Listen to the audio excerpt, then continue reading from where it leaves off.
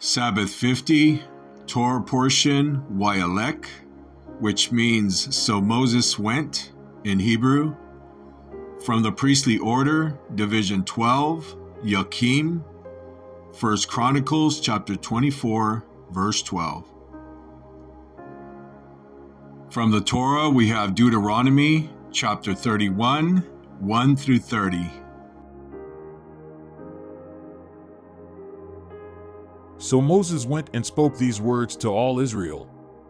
And he said to them, I am 120 years old today. I am no longer able to come and go, and Yahweh has said to me, you shall not cross this Jordan. It is Yahweh your God who will cross ahead of you. He will destroy these nations before you, and you shall dispossess them. Joshua is the one who will cross ahead of you, just as Yahweh has spoken. And Yahweh will do to them just as he did to Sihon and Og, the kings of the Amorites, and to their land, when he destroyed them. And Yahweh will give them over before you, and you shall do to them according to all the commandments which I have commanded you. Be strong and courageous. Do not be afraid or be in dread of them, for Yahweh your God is the one who goes with you. He will not fail you or forsake you.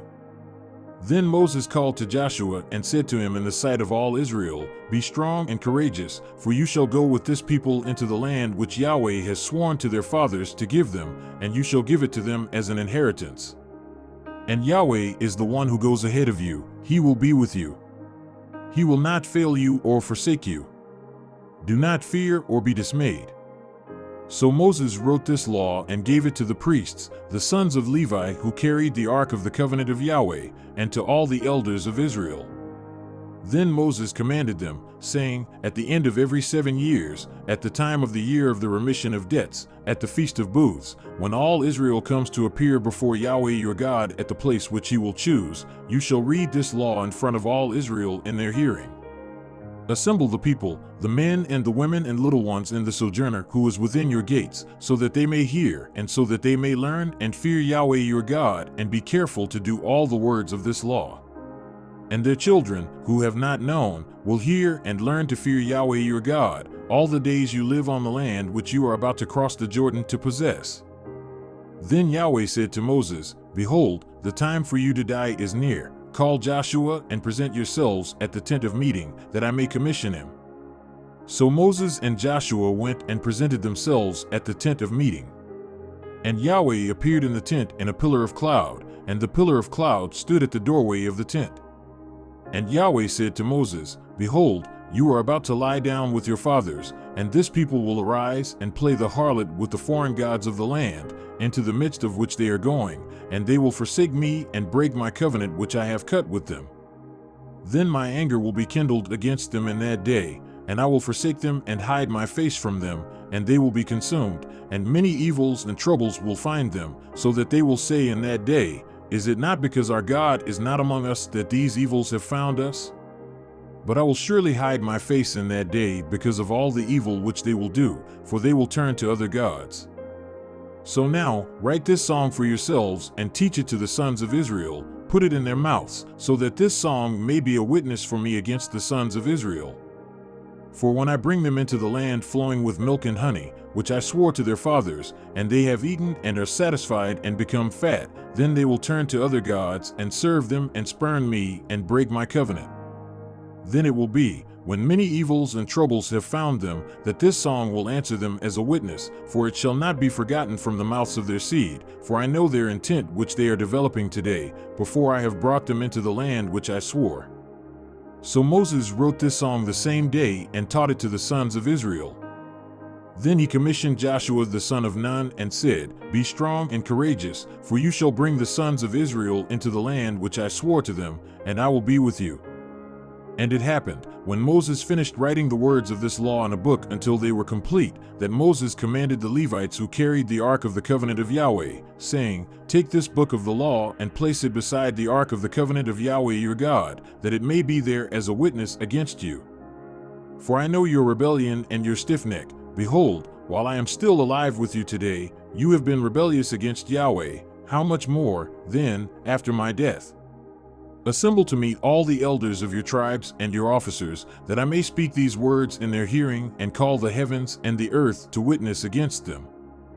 For I know that after my death, you will act corruptly and turn away from the way which I have commanded you, and evil will befall you in the last days, for you will do that which is evil in the sight of Yahweh, provoking him to anger with the work of your hands. Then Moses spoke in the hearing of all the assembly of Israel the words of this song, until they were complete.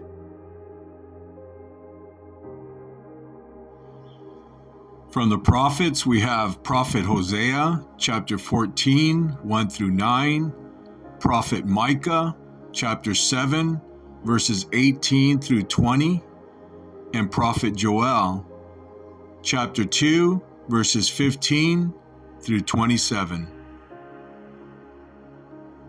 Hosea, chapter 14, 1 through 9. Return, O Israel, to Yahweh your Elohim, for you have stumbled in your iniquity. Take words with you and return to Yahweh. Say to him, forgive all iniquity and take what is good, that we may pay in full the fruit of our lips. Assyria will not save us. We will not ride on horses, nor will we say again, our God, to the work of our hands. For in you the orphan finds compassion. I will heal their turning away from me. I will love them freely. For my anger has turned away from them. I will be like the dew to Israel. He will flourish like the lily, and he will take root like the cedars of Lebanon. His shoots will go forth, and his splendor will be like the olive tree, and his fragrance like the cedars of Lebanon. Those who live in his shadow will again raise grain, and they will flourish like the vine. His name of remembrance will be like the wine of Lebanon. O Ephraim, what more have I to do with idols? It is I who answer and look after you. I am like a luxuriant cypress. From me comes your fruit. Whoever is wise, so let him discern these things. Whoever is discerning, let him know them. For the ways of Yahweh are right, and the righteous will walk in them, but transgressors will stumble in them.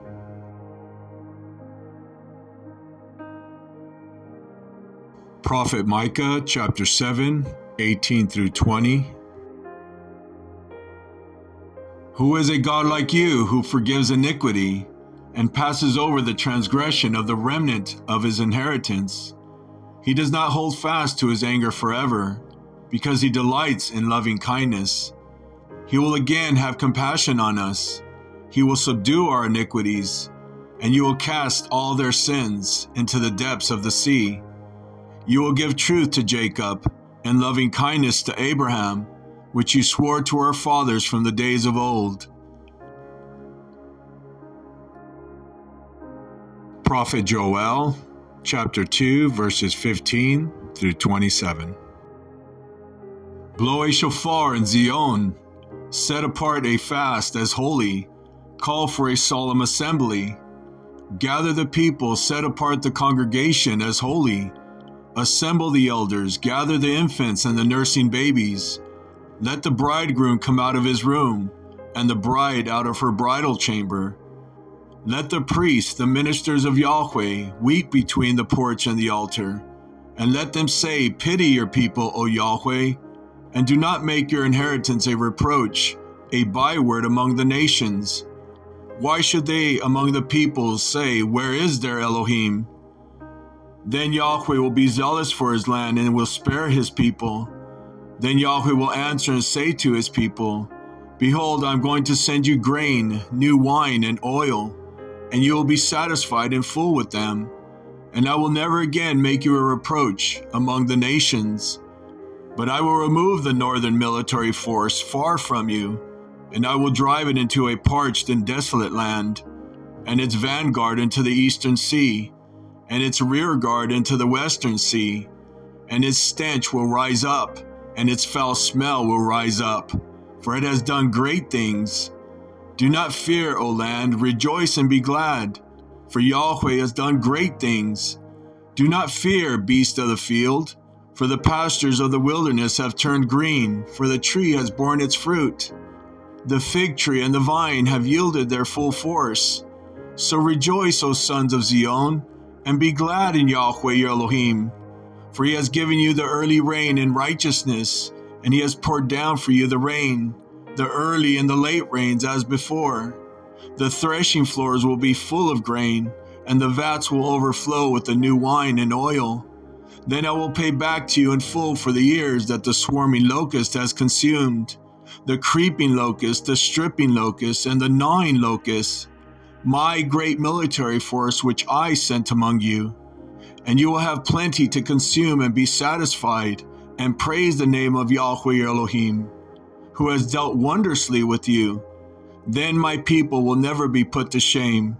Thus you will know that I am in the midst of Israel, and that I am Yahweh your Elohim, and there is no other, and my people will never be put to shame.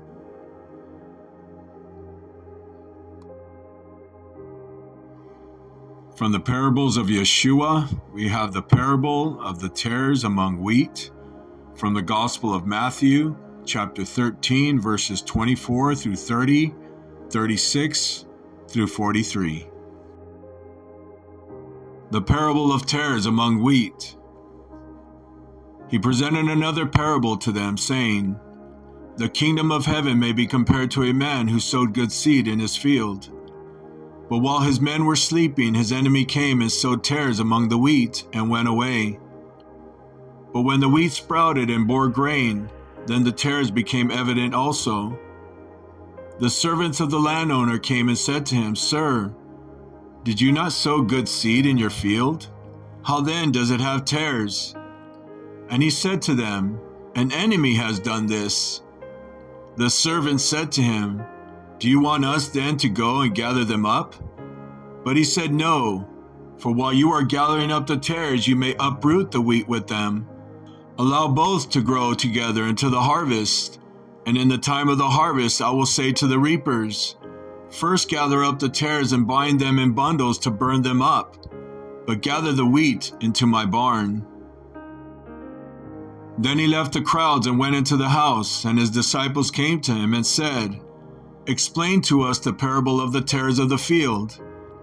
And he answered and said, The one who sows the good seed is the Son of Man, and the field is the world. And as for the good seed, these are the sons of the kingdom, and the tares are the sons of the evil one. And the enemy who sowed them is the devil. And the harvest is the end of the age, and the reapers are angels. So just as the tares are gathered up and burned with fire, so shall it be at the end of the age. The Son of Man will send forth his angels, and they will gather out of his kingdom all stumbling blocks and those who commit lawlessness, and will throw them into the fiery furnace. In that place there will be weeping and gnashing of teeth.